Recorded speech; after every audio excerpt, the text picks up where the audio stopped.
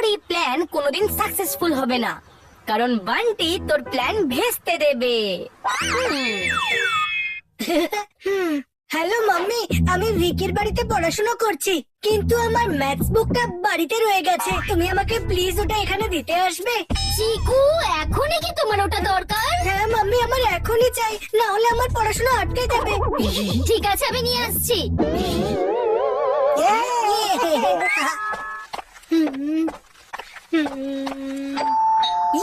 হয় মাম্মি, না হয় পূজা ম্যাম এসেছেন।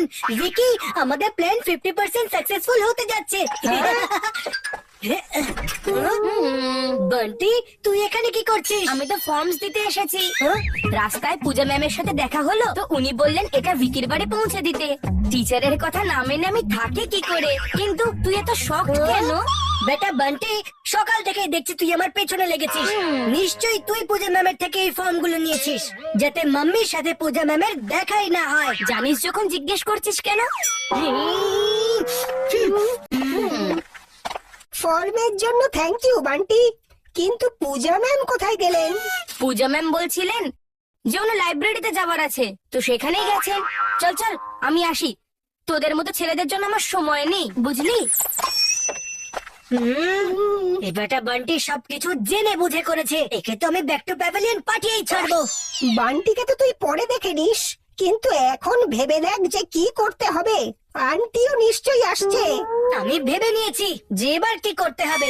আজ তো আমি পূজা ম্যাম আর মাম্মির মধ্যে দেখা করিয়েই ছাড়বো। ওফো, মাম্মি কখন আসবেন? এই ভিকি, চল মাম্মি আসা অব্দি পিসিতে গিয়ে গেম খেলি। না না, আমাকে পড়তে হবে। আমার অঙ্কের বই তো ভেতরেই আছে।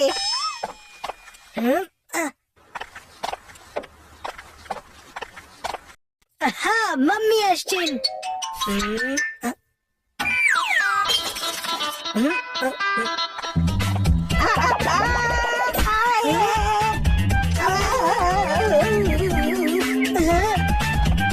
আরে জিও ভিকি, তুই তো পুরো ক্যারেক্টারে ঢুকে গেছিস।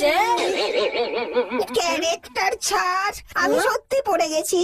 ভিকি, তোকে আমার বন্ধুত্বের দিব্যি, ক্যারেক্টারটাকে ছাড়বি না? আরে বিকি, কি হয়েছে? আন্টি, এই চিকু না খুব বিরক্ত করছে।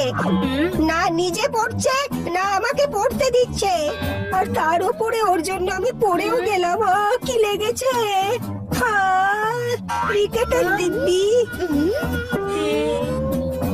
আপনি ওকে এখান থেকে নিয়ে যান আন্টি, আমার ওর সঙ্গে পড়ার কোনো দরকার নেই। ওফো চিকু,